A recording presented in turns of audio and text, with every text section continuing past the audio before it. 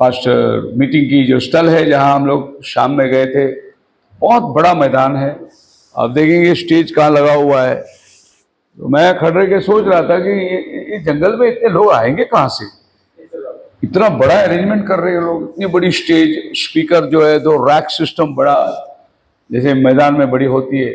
लेकिन जब मैं शाम को पहुंचा वहां मीटिंग को, मैं हैरान हो गया वहां के पब्लिक को देखकर। तो उस मैदान में जो लोगों ने रैप बनाए थे आगे प्रेयर लाइन के लिए, ये सब चीज के बहुत जबरदस्त इंतजाम, इतना बड़ा लाइट और जनरेटर, और पार्किंग के लिए एक अलग से खेती, वो लोग ने पार्किंग वहां जा रहा है।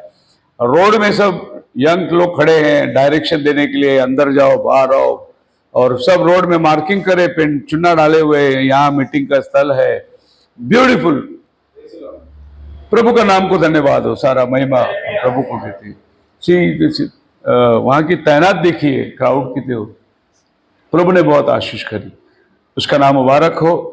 अच्छी तरीके से आखिरी दिनों का अल्टर कॉल जो था वो तो इतना बढ़िया था। अल्टर कॉल मैं शैम्यूल के ऊपर प्रचार किया था कि जब प्रभु ने शैम्यूल को आवाज दिया, आज इस गांव में भी प्रभु शैम्यूल को आवाज दे रहा है। कम से कम आप देख सकते हैं आगे में 200-300 जवान लोग उठ के आ गए और उन्होंने अपना जीवन प्रभु को समर्पित किया। ऐसे रो रहे थे लोग फुट फुट के, मतलब यंग लड़का लोग, यंग लड़की लोग। मैंने बोला वो हन्ना है आज यहाँ जो अपना जीवन प्रभु को दे सकती है, वो सैमुअल है यहाँ जो। मैंने ऐसे अल्टर कॉल नहीं देखा, इतना जबरदस्त लोग रिपेंट कर रहे थे, अपने रो रहे थे, अपना जीवन प्रभु को दे रहे थे। अगले दिन मुझे पास्टर ने फोन किया, बोला मेरे गांव में रिवाइवल हो गया, सब जवान लोग चर्च में आके बैठे हुए हैं, जो लड़का लोग चर्च में नहीं आते थे। और वो बोले पास्टर जी आपने सही संदेश को बुलाया, सही संदेश, पूरे जवान जागरूक हो गए वहां पर। अल्लाह प्रभु का नाम को धन्यवाद हो। अगर आज कोई जवान कहता है कि हमें जो मैसेज चाहिए था वही मिला तो बहुत बड़ी बात है। जवानों की पीढ़ी आज कैसी बिगड़ी जा रही है, लेकिन प्रभु ने यहाँ बहुत अद्भुत काम किया। मीटिंग शाम को 7 बजे से शुरू होती थी। वे लोग 7:30 बजे मेरे को 7:30 बजे 8:30 बजे 8 बजे के आसपास मैसेज देते थे। एक सेशन मैंने 9:30 तक प्रचार करना है, फिर आधा घंटा ओपनिंग लेना है, वापस 10 बजे से लेके 11 बजे तक एक सेशन। इस तरीके के 2 सेशन दिए, मतलब शाम को 2 सेशन है और सुबह एक बाइबल स्टडी की सेशन है। तो ये सवेरे की सेशन होती थी। उन्होंने ग्राउंड के कॉर्नर में दिन में मंडप डाले थे, दिन का बाइबल स्टडी मंडप में होता था और शाम की ओपन में मीटिंग होता था। तो मैंने बोला इतना बड़ा अरेंजमेंट, वो प्रभु की कृपा है। वो पास्टर सुभाष ने बोला हमारा ही जमीन है, हमारा ही ग्राउंड है, अपना ही स्कूल है सब, हालेलुया। वो खुद स्कूल का प्रिंसिपल है। तो उसने बोले प्रभु की बहुत बड़ी कृपा है यहाँ पर। और मैं प्रभु का धन्यवाद देता हूँ कि पहली बार इस इलाके के अंदर प्रभु ने हमें लेके गया, लेकिन अपने नाम की महिमा और जलाली करके ली। और सुबह का बाइबल स्टडी भी बहुत ही आश्चर्य, मतलब लोगों को स्टडी करने के लिए वो लोग बोले ये सब हम लोग सुने ही नहीं कभी वचन। तो वाकई में हमारे पास में इतना बहुमूल्य संदेश है, हम लोग इन अंतिम दिनों में भेजा हुआ संदेश है। अब लोग तो आशीर्वाद के पीछे चल रहे हैं, चिन्ह चमत्कार के पीछे हैं, लेकिन समय का संदेश क्या है ये लोग नहीं जान पा रहे। तो प्रभु ने बहुत अनुग्रह किया इस सुबह का बाइबल स्टडी में, मॉर्निंग की सेशन को बिल्कुल उनको this day the scripture is fulfilled, आज ये लेख तुम्हारे देखते देखते पूरा हुआ है। और मैं देख रहा था वो लोग नोट्स उतार रहे थे, पास्टर्स लोग नोट्स बना रहे थे। बोले कि ये फर्स्ट टाइम हम सुन रहे हैं कि ऐसे ऐसे बाइबल में लिंक रखा हुआ है, उसका नाम मुबारक हो। हम लोग का रहने का इंतजाम सब हमारे नीलेश भाई हैं गुजरात में, गुरुजी जिसके नाम से हम लोग गुरुजी बोलते हैं, उनका बंगला है। और उन्होंने भी अपने घर में बड़ा पेंडॉल डाला हुआ था, कम से कम 50-60 लोग हम लोग वहां रुके हुए थे उसका घर पे। उसने पेंडॉल डाल के चेयर पे लोग आएंगे, लोग बैठेंगे, रेस्ट लेंगे, खाली पेंडॉल डाल के, मीटिंग नहीं, पेंडॉल डाल के रखा लोगों को। इतना बढ़िया खाना, इतना, उनकी पूरी परिवार जो है वो प्रभु की सेवा में लगे हुए थे। और हमने मीटिंग वालों से कह दिया कि ना हमारा खाना, ना हमारा कोई सोने की अरेंजमेंट, आप कुछ करने की जरूरत नहीं, हम सिर्फ मीटिंग में आएंगे, मीटिंग करके जाएंगे। बोला आप कहाँ रहेंगे? बोला हम अपना घर है हमारा। और प्रभु की कृपा से भाई नीलेश ने बहुत अच्छा इंतजाम किया था, बहुत बड़ा घर प्रभु ने बनाया उसको। और प्रभु ने उनके द्वारा इस मीटिंग में आने जाने के लिए, इवन सूरत से 20-25 लोग सूरत से आए थे, और भी अलग अलग जगहों से लोग उस मीटिंग में आए थे, उसका नाम मुबारक हो। गुजरात में बहुत बड़ा जय मिला हमें मीटिंग से, प्रभु का महिमा हो। मैं धन्यवाद देता हूँ आप सब लोग की प्रार्थना के लिए, क्योंकि ये मीटिंग की शेड्यूल इतनी टाइट थी, मतलब मैं हार्डली 1 घंटा 2 घंटा सो सकता था। सवेरे 8 बजे मैं निकलता था, सब लोग तैयार होते थे, मैं पहले ही निकल जाता था। मैं 9 बजे 9:30 मैं मीटिंग स्पॉट में आधा घंटा पहला पहुंचने की मेरी आदत है, मैं पहले निकल के बैठ जाता था। और मीटिंग वाले हैरान हो जाते थे, पंक्चुअल टाइम पे पास्टर सबसे पहला आता है। और वैसे ही मीटिंग खत्म होकर दोपहर को 2 बज जाते थे वहां से निकलने के लिए लंच करके, और फिर हम 3:30 बजे वहां पहुंचते थे नवापुर से सोनगढ़। और फिर मेरे पास हार्डली 2 घंटा बचा हुआ है, फिर शाम को 6 बजे वहां से निकलना है, वापस मीटिंग को आना है। 40 किलोमीटर का रास्ता था, लेकिन प्रभु ने बहुत मदद करी और इतना प्रभु ने ताकत दिया। मैं जानता हूं ये मनुष्य से नहीं हो सकता, यह परमेश्वर ने अपनी दैवी की शक्ति दी और प्रभु ने हमें चलाया। और मेरे साथ जो लोग थे वो बोले, पास्टर जी हम लोग एक मीटिंग रात का अटेंड करके सवेरे उठने को नहीं होता हम लोग को, लेकिन आप सवेरे भी जाके प्रीचिंग करके फिर आ जाते हैं। ये प्रभु का अनुग्रह है और प्रभु ने बहुत अजीब तरीके से हमें चलाया, उसका नाम मुबारक हो। हम वहां से निकले गुरुजी के पास से। 11 तारीख को नासिक में एक दिन की मीटिंग थी। इन्फेंट जीसस जो है वहां पर एक रूम्स बुक किए थे, हम लोग नाइट को वहां आ गए और बाय रॉबिन इस मीटिंग का आयोजित किया बहुत उत्तम तरीके से। देखो नया बंदा है, छोटी सी कलीसिया है, लेकिन बहुत अच्छी अरेंजमेंट उन्होंने किया। ये अंकल मैथ्यू है और ये भी एक मिलिट्री में बड़े मेजर थे, अभी रिटायर हो गए, वो अभी प्रभु की सेवा कर रहे हैं। बड़ी चर्च बनाई है उन्होंने, अपनी बैप्टिज्म टैंक बनाया। तो हम नासिक में बपतिस्मा इन्हीं के चर्च में देते हैं, तो टैंक में पानी भी नहीं, बहुत अच्छा सपोर्टिव आदमी है। वो भी आया मीटिंग के अंदर और कितना अच्छा है, मेरे को लगा नहीं कि ये लोग इतना करेंगे। सबको ट्रॉफी भी बना के दी उन्होंने, जितने गेस्ट लोग आए थे, हर पास्टर्स लोग को। यह है बंदा रॉबिन जो नासिक में सेवा करता है। और जो कॉन्फ्रेंस हॉल थी बहुत अच्छा अरेंजमेंट था, प्रभु का नाम मुबारक हो। इतने लीडर्स लोग आए थे, अहमदनगर से, गुजरात से, बॉम्बे से, पूना से, और प्रभु ने ये सब जवान लोगों को प्रभु ने बहुत आशीष करी। और पुणे से भी लोग आए थे, कई ब्रदर लोग, प्रभु का नाम मुबारक हो। मीटिंग की शेड्यूल आप सब जानते हैं, और भी खत्म नहीं हुई है। अभी एक संडे मैं इधर हूँ, फिर मैं अगले 2-3 संडे फिर भी मैं बाहर जा रहा हूँ, और ये चलेगी पूरी मई महीने तक चलेगी। और उसके बाद देखेंगे अगर प्रभु ने अनुग्रह किया। पर मैं जान सकता हूँ कि प्रभु जब बुलावा दे रहा है तो हमें जाना जरूरी है। मैं नहीं बोल सकता प्रभु को नहीं मैं मेरे चर्च में बैठूंगा, मैं नहीं जाऊंगा, मैं नहीं बोल सकता हूँ। मेरे लिए प्रभु ने ओपन मैदान रखा है और मुझे जाना है। नहीं, मैं नहीं जाऊंगा तो प्रभु किसी और को भेजेगा, पर मेरा क्या होगा? जिस काम के लिए प्रभु ने हमें चुना है, हम क्या जवाब देंगे प्रभु को? इसीलिए हम जाएंगे। आप लोग हमारे साथ रहिए, प्रार्थना में बने रहिए। ये सोचिए कि कोई हमारा योद्धा मैदान में है, आपका रिप्रेजेंटेटिव मैदान में है, आपकी प्रार्थना उसके साथ है, बस बने रहें। टाइम बहुत निकट है। नेक्स्ट मीटिंग जो हमारे सामने है वो है 20 तारीख को, हम दिल्ली जा रहे हैं। 22-23 दिल्ली में होगी मीटिंग। 24 और 25 वहां से मैं पंजाब चले जाऊंगा।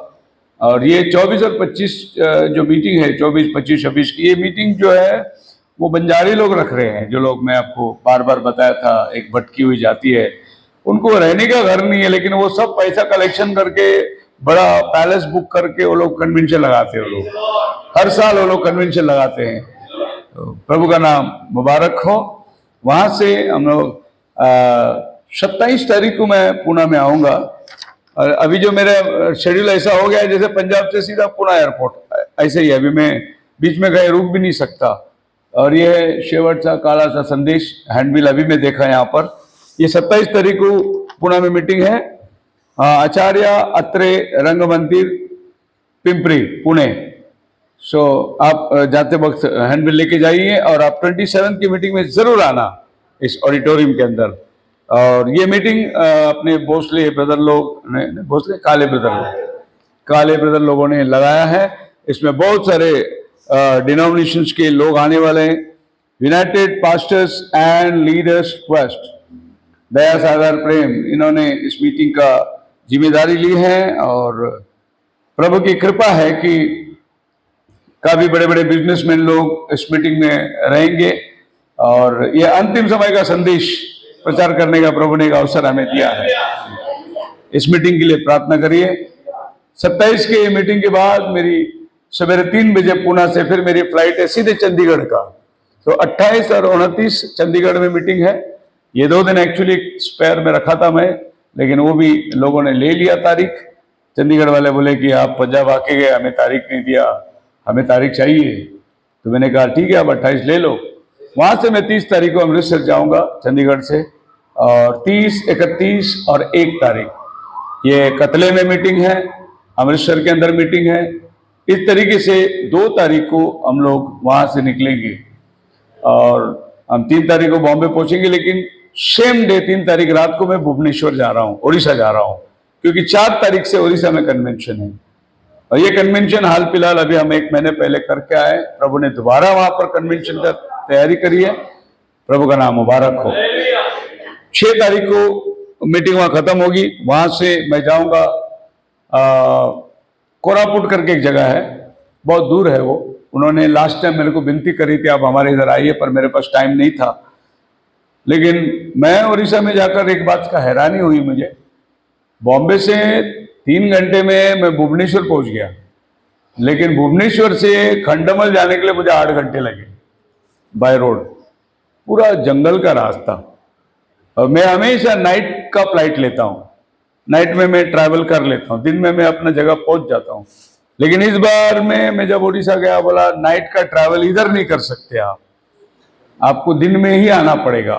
फिर नाइट में हम लोग रोड में गाड़ी चला नहीं सकते, जंगली हाथी आके सब रोड पे बैठती है। तो मुझे 12 बजे का दोपहर का फ्लाइट का निकालना पड़ा, ताकि मैं 2 बजे पहुंच जाऊं और 7-8 बजे तक हम लोग घर पहुंच सकते हैं। और इतने जंगल में लोग इतनी बड़ी बड़ी मीटिंग लगा रहे हैं, वो भी इस एंड टाइम मैसेज के अंदर। ये मेरे लिए बड़ा सरप्राइज है। जहां डिनोमिनेशन के बीच में कहते हैं, इतना खुशी होता है उनको हम नबी का संदेश में, हम नबी के संदेश में। और जब मैं उड़ीसा पहुंचा तो बच्चे लोग आकर मुझसे मिल रहे हैं, बोले अंकल हम आपकी वीडियो देखते हैं, हम आपकी वीडियो देखते हैं। उस जंगल के अंदर इतना ज्यादा, मतलब वो बोलते हैं और कुछ नहीं है यहाँ पर, बस हम लोग आपके मैसेज सुनते रहते हैं। उनकी एक एक गवाही आप सुनोगे, आपको आश्चर्य लगेगा। मैं बोलता हूँ शहर के लोग को शर्म आने लगेगी, इतना वो लोग मैसेज की आवेश है उनको। प्रभु का धन्यवाद हो। छत्तीसगढ़ से मुझे जैसा पहली बार बपतिस्मा के लिए फोन आया, वापस फोन आया मुझे, हमको बपतिस्मा लेना है। मैं बोला उड़ीसा आ जाओ, तो वो लोग सब उड़ीसा आ रहे हैं बपतिस्मा लेने के लिए। अब उड़ीसा के भाइयों को मैंने बोला बपतिस्मा की तैयारी करो। उधर भी चर्च में उन्होंने बैप्टिज्म टैंक बनाया है। मुझे बैप्टिज्म देने के लिए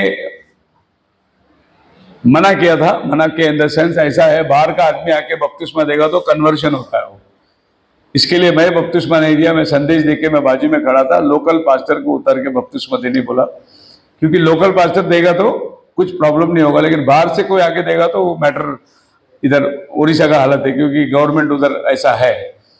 तो मैंने कहा आप दे दो बपतिस्मा, कोई बात नहीं।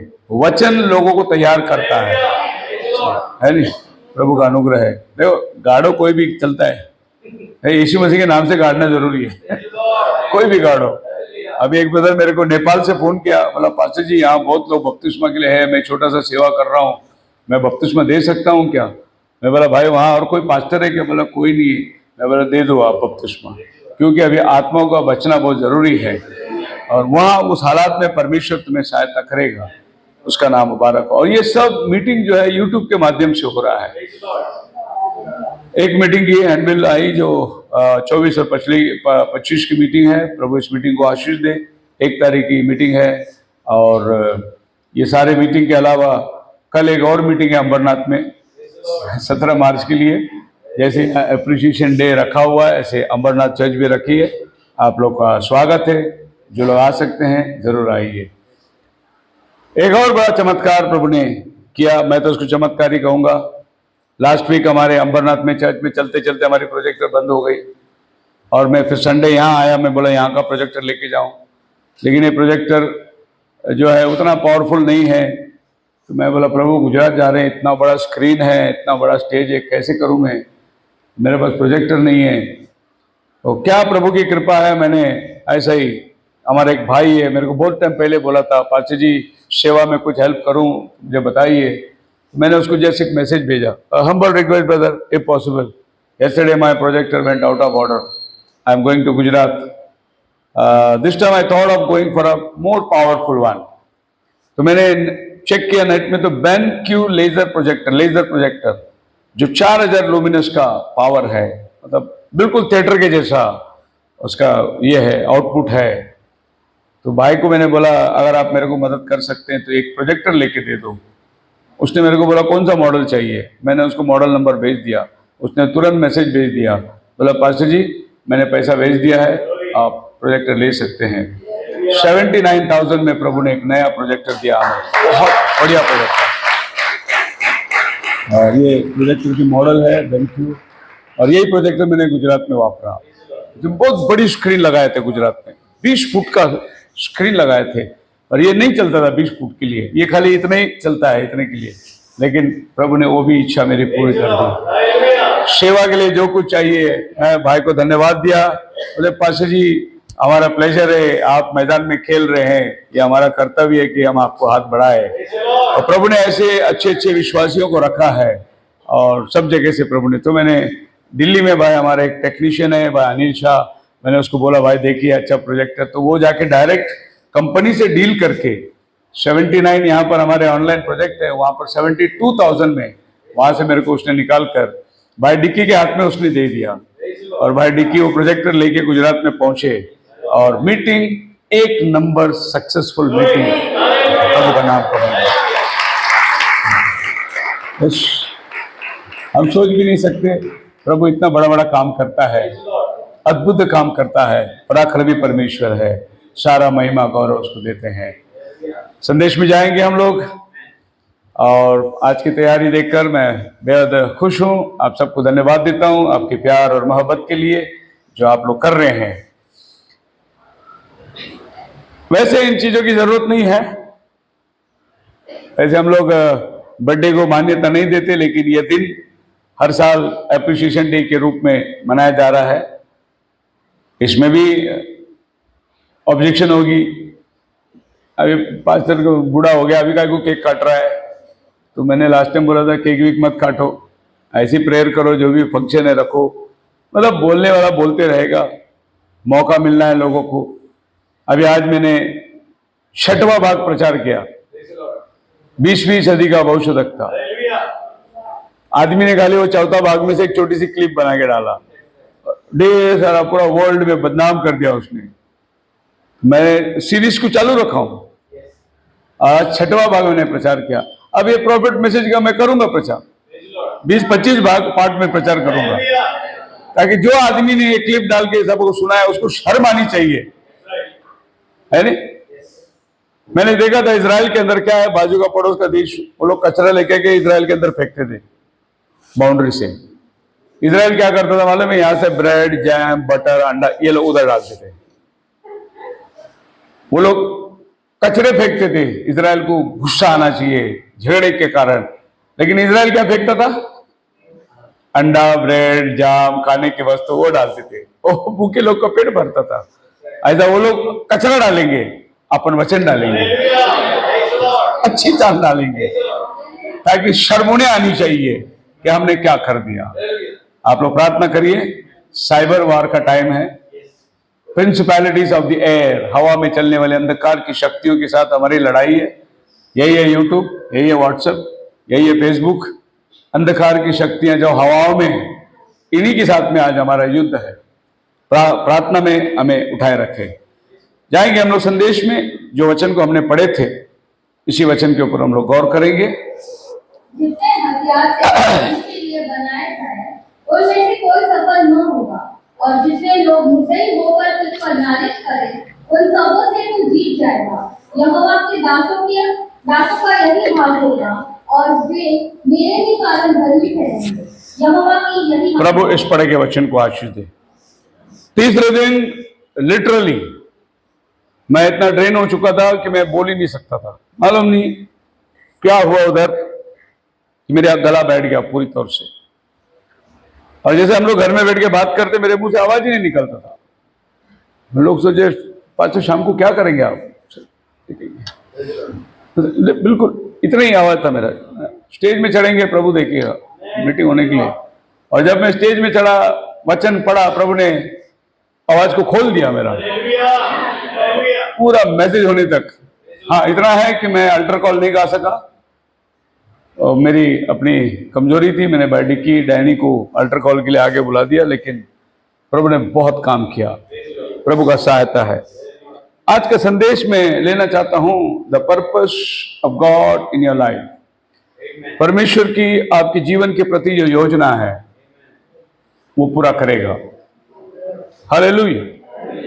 चाहे कितना भी शैतान को रोक, खुदा आपके जीवन में जो काम रखा है वो आपसे करवा के ही लेगा। रुकावटें कितनी भी आने दो, उससे कोई फर्क नहीं पड़ता। चाहे योना जहाज में बैठ के निनिवे को जाने की जगह तर्शीश को भागे, निनिवे और तर्शीश के बीच में अंतर 500 किलोमीटर है, लेकिन प्रभु को कुछ फर्क नहीं पड़ता। प्रभु उसी को लाके वापस डाल दिया निनिवे में। तेरे से काम लेना है, मैं तेरे से ही लूंगा। अगर परमेश्वर ने ठहरा है आपके द्वारा काम करना है, वो आप ही के द्वारा काम करेगा, और आपका काम हम that is your purpose in your life. आपका जीवन का मकसद है। बिना पर्पस का हम लोग कोई भी धरती में नहीं है। हम हर एक के पास में परमेश्वर की एक योजना है। स्क्रिप्चर रीडिंग जो हमने देखा था, प्रभु वायदा करता है जितनी हथियार तेरे खिलाफ तैयार होंगे उनमें से एक भी कामयाब नहीं होगा। Against thee shall prosper, and every tongue that shall rise against thee in judgment thou shalt condemn. अब खाली तलवार की बात नहीं कर रहा है प्रभु, खाली मिसाइल और बम और गोली की बात नहीं कर रहा है, हथियार की बात नहीं कर रहा है। बोलता अगर कोई तेरे बारे में बात भी करेगा तेरे विरुद्ध में, वो भी मैं देख लूंगा। हालेलुया। अगर तेरे बारे में कोई शब्द भी बोला उसका भी हिसाब मैं देख लूंगा।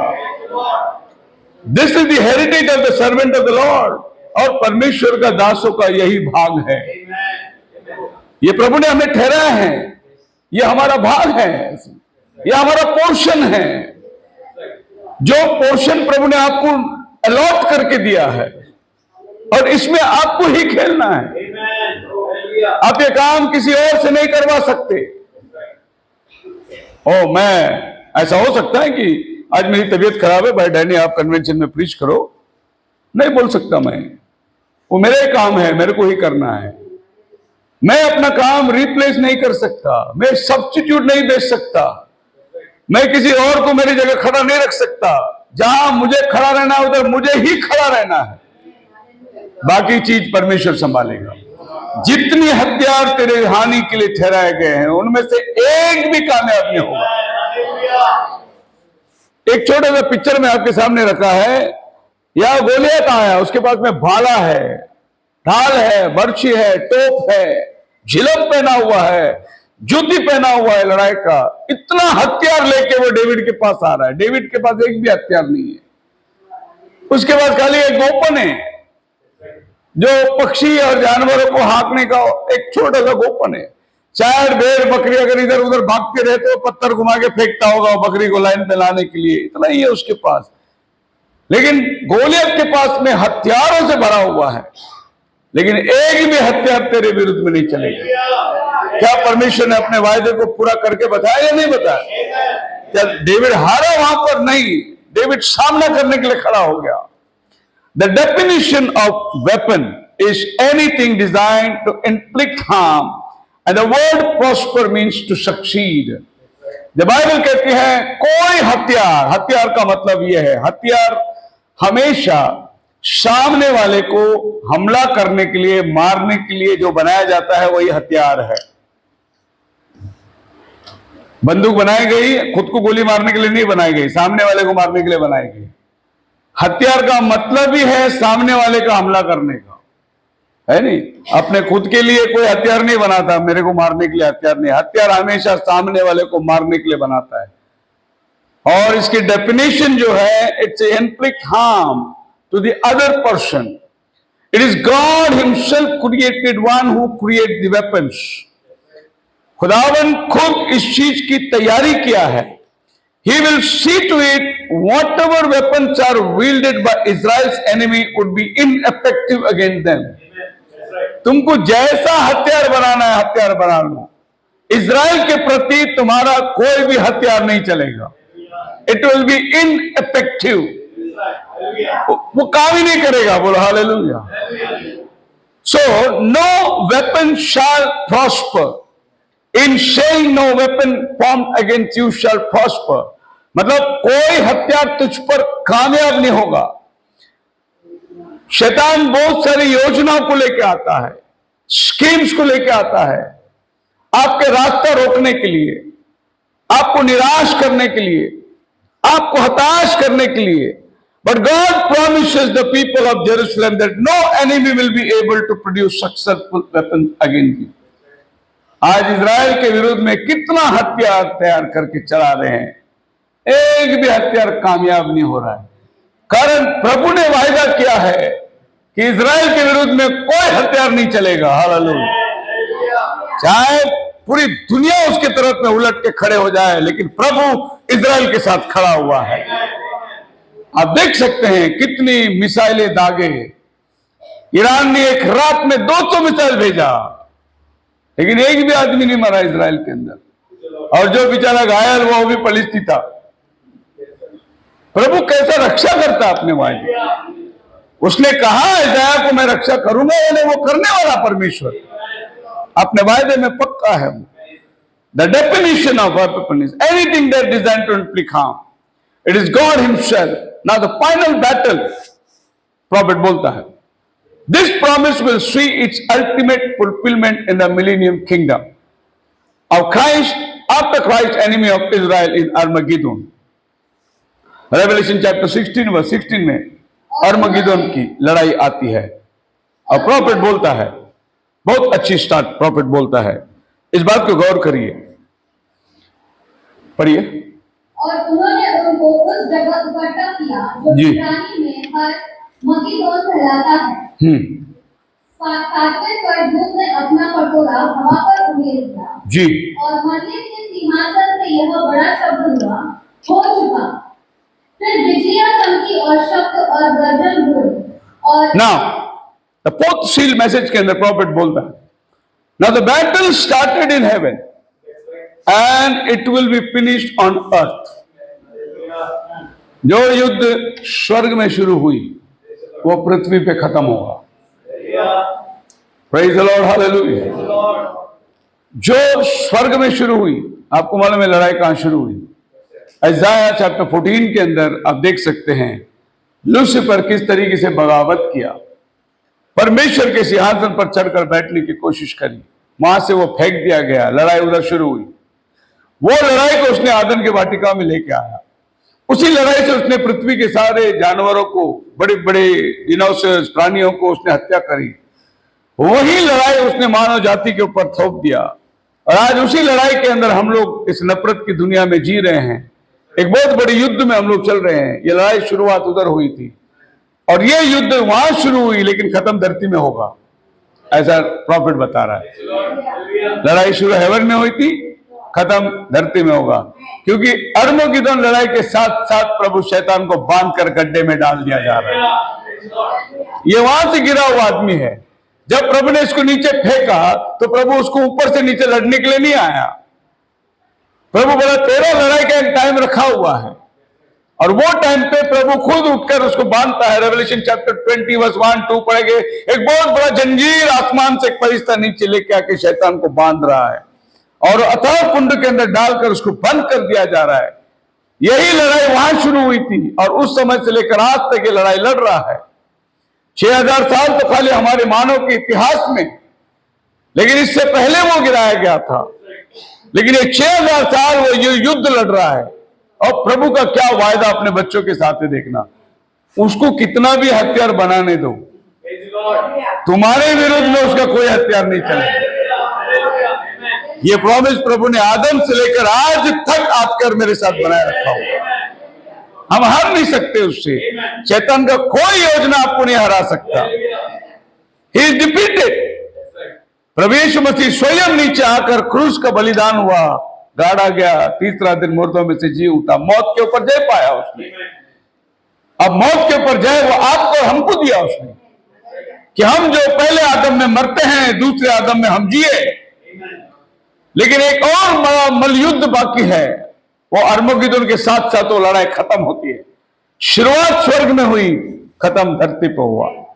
Even a bad things happen to us, अगर ऐसी कोई बुराई हमारे साथ होती है, when we feel defeated and crushed by our enemies, we can still trust God and not be afraid. कभी कभी हमको लगता है भाई बीमार हो गया, शिकार हो गया, हमला हो गया, दुखी हो गया, नौकरी चली गई, परेशानी आ गई, ऐसा कभी आपको लगता होगा कि मेरे साथ बहुत बुरा हुआ है, मेरे कंपनी के लोग, मेरे काम करने वाला जगह, मेरे दोस्त, मेरे मित्र, मेरा परिवार मेरे साथ में बुरा किया है, तो आपको कभी लगता होगा, फिक्र करने की बात नहीं, फिर भी खुदा आपके साथ ही खड़ा होगा। अब Psalms 46 में लिखा है, God is our refuge and strength and very present help in the trouble. स्वयं परमेश्वर हमारा मददगार है। हालेलुया, पढ़िए उसको।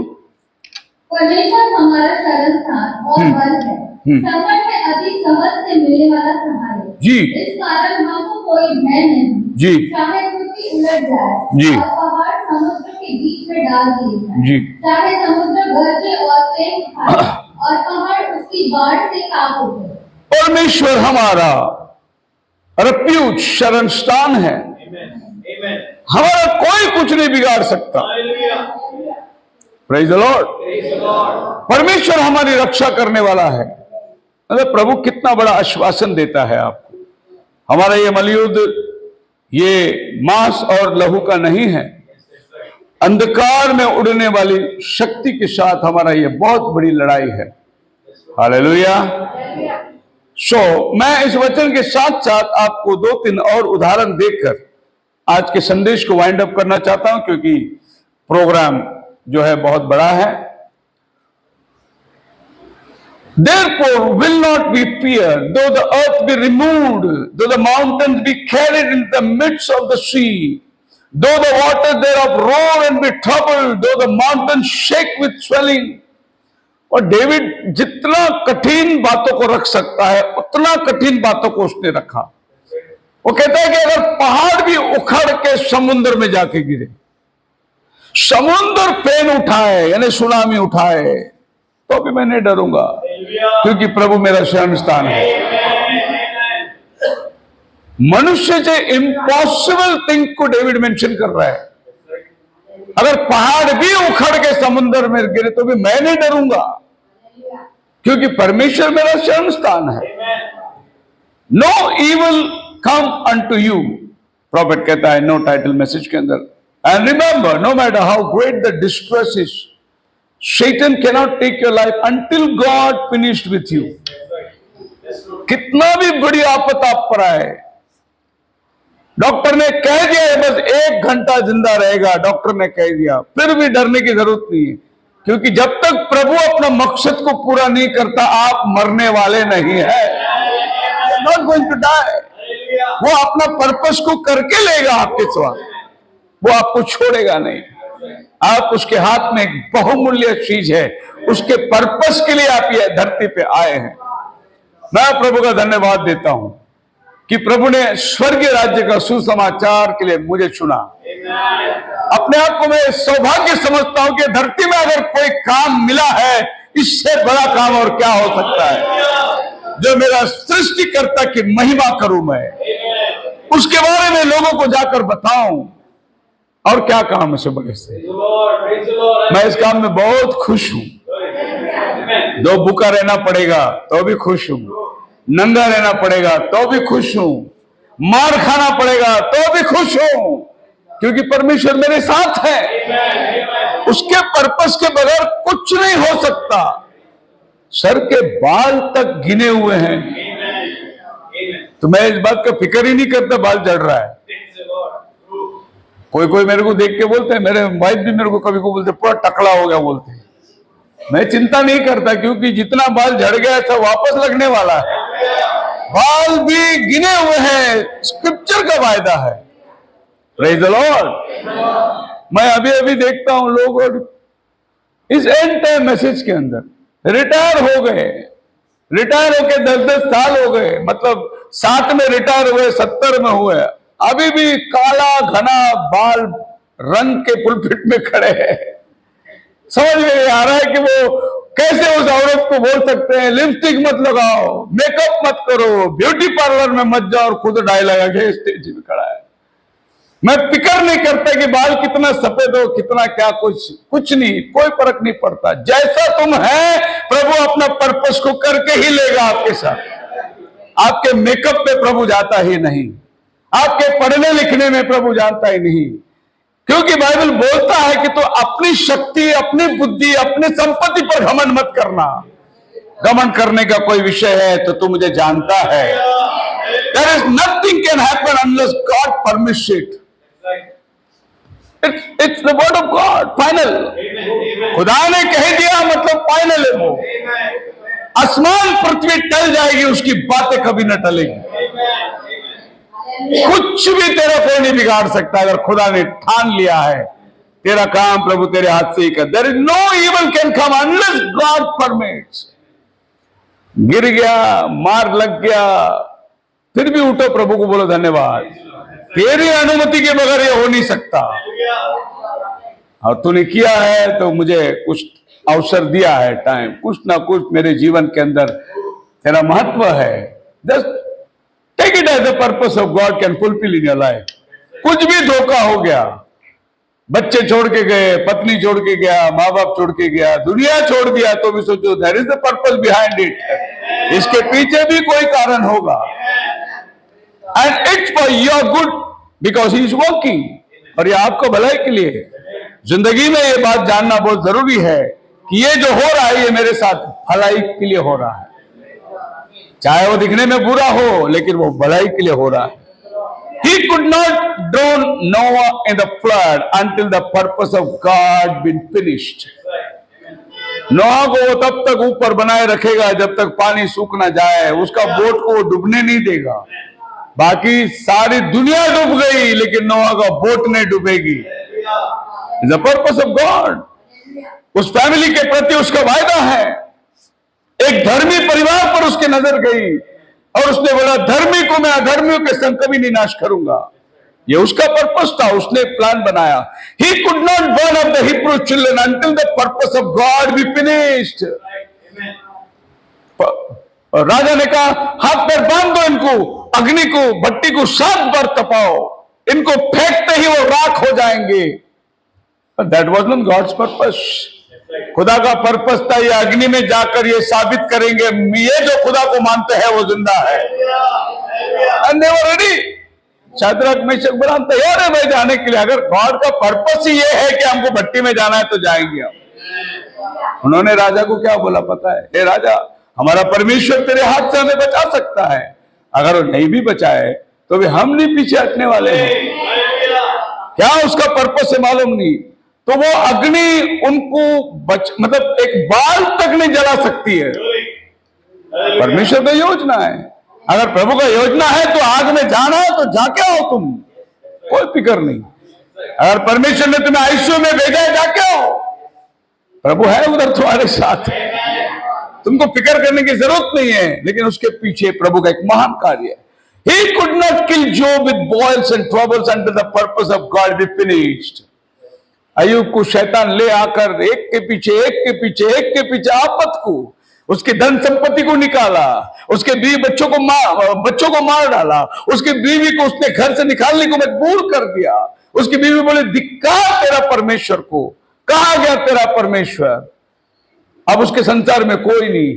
उसके 3 मित्र आए, जिगरी दोस्त लोग आए, बोले अय्यूब तू पाप किया होगा, तू गलत किया होगा, कहीं ना कहीं तू चूक गया होगा, परमेश्वर ऐसा नहीं कर सकता। अय्यूब ने बोला मेरा परमेश्वर मुझे जानता है और मेरे नजर में ऐसी कोई चीज नहीं जो मैं परमेश्वर के विरुद्ध में किया है। मेरा प्रभु जानता है मैं खरा हूं उसके आगे। फिर शैतान ने लाया योजना, उसके बदन में बड़े बड़े फोड़े तैयार किए और अय्यूब को बदबू आने लगी, बदन में फोड़े आने लगे, गांव से बाहर फेंक दिया गया। फिर भी वो आदमी बोलता है मेरा प्रभु मेरे साथ में है, हालेलुया। खाली उससे खुश नहीं, उससे दुख भी लेने के लिए मैं तैयार हूं। शैतान उसको मार ही नहीं सकता, क्योंकि प्रभु ने बोला था उसके शरीर को हाथ लगा लेकिन उसके प्राण को हाथ मत लगा, because he is our protector. Neither could lions eat Daniel until God's purpose has been finished. अगर कोई अपने ईश्वर देवी देवता को नमन करेगा, उसको शेर के मान में डाल दिया जाएगा। और डैनियल खिड़की खोला, अपना दिन का 3 बार का प्रार्थना उसका, वो खिड़की खोल कर जेरूसलेम को देख के प्रार्थना करने लगा। लोगों ने जाके राजा को बोला, राजा तेरा आज्ञा का उल्लंघन कर रहा है डैनियल, तूने आज्ञा बनाया था कोई तेरे देवी देवता को अलावा कोई और अपने ईश्वर से प्रार्थना नहीं करेगा, लेकिन दानियल खिड़की खोलकर जेरूसलेम को देख के प्रार्थना कर रहा है। दानियल को बुला दिया गया, बोला दानियल आज्ञा दे दिया, कमांड हो गया है, तेरे को शेर के मान में डाल दिया। दानियल को कोई बात नहीं, पर मेरे को प्रार्थना के बिना रहने मत बोलो। अगर बचना ही है तो खिड़की बंद करके प्रार्थना कर सकता है, लेकिन उसका रूटीन है वो, बोला नहीं मैं खिड़की खोल के ही प्रार्थना करूंगा, मैं जेरूसलेम को देख के ही प्रार्थना करूंगा। क्योंकि प्रभु ने सुलेमान से कहा था जो कोई इस मंदिर को देख के प्रार्थना करेगा मैं स्वर्ग से उसकी प्रार्थना सुनूंगा। उसके अंदर वो विश्वास था और उसको शेर के मान में डाल दिया गया। शेर क्या बिगाड़ सकता है तुम्हारा? जब तुम परमेश्वर की मर्जी से उधर गए हो तो शेर तुम्हारा क्या बिगाड़ेगा? जब परमेश्वर की मर्जी से तुम जाओगे तो तुम्हारा कोई कुछ नहीं बिगाड़ सकता। तुम्हारा लाइफ में पर्पस होना बहुत जरूरी है। Neither could death and old age take Abraham until the purpose of God be finished. 75 में वायदा मिला संतान होगा, 85 हो गया, 95 हो गया। अब लोग बोल रहे हैं अब्राहम 20 साल हो गया, अब तो मरने वाला है, अब 100 साल होने 99 में आ गया। अब्राहम बोलता है प्रभु अपना वायदा पूरा किए बिना नहीं रहने वाला है। अरे तो मर जाएगा, तेरा वायदे का क्या? तेरा नाम अब्राहम को इब्राहिम रखा, बहुत जातियों का पिता, और बिना संतान का तो मर गया। तो बोले नहीं, प्रभु नहीं मारेगा ऐसा, उसने वायदा किया है। 100 साल की उम्र में प्रभु ने अपने वायदे को पूरा किया। अगर आपका शरीर कितना मरता है प्रभु को उससे कोई मतलब नहीं, प्रभु आपका लाइफ का पर्पस को देखता है। आप कितना बूढ़ा हो जाते हैं प्रभु को उससे कोई मतलब नहीं, आपका लाइफ का पर्पस क्या है वो देखता है। 100 साल की उम्र में प्रभु ने उसके गोद में संतान दे दिया। वो अब्राहम को मार ही नहीं सकता जब तक अपने वायदे को पूरा नहीं करता। Neither can it take you or can it take me। जैसा प्रभु ने उन संतों के साथ किया था वैसे हमारे साथ भी है। हर युगान युग वो एक सा है, वो ना बदलने वाला परमेश्वर है। इब्राहिम, इसहाक, याकूब का खुदा आज भी जीवित है। मोसेस ने बोला जलती हुई झाड़ी को देखकर कौन है तू? बोले मैं तेरा बाप इब्राहिम का परमेश्वर हूँ। वही परमेश्वर आपसे मुझसे वायदा करता है। मैं तेरे बाप दादे से वायदा करके वायदे को पूरा करके आज तक मैं तुम्हें भी संभाल रहा हूं। वही परमेश्वर हमारे साथ और हमारा सांत्वन। Final conclusion, as God's people we can be confident in Lord's ultimate triumph over every enemy. अगर हम परमेश्वर की प्रजा हैं, उसके चुने हुए लोग हैं, अंतिम दिनों के संदेश में हैं, उसका दुल्हन के रूप में हैं, आपको किसी वस्तु से डरने की जरूरत नहीं। आप जयवंत से भी बढ़कर है। कोई दुश्मन आपके सामने खड़ा नहीं रह सकेगा, क्योंकि आइज़ाया ने पहले कह दिया कोई हथियार चलेगा ही नहीं। सारा महिमा खुदा को देते हैं। दुआ करते हैं, प्रार्थना करते हैं।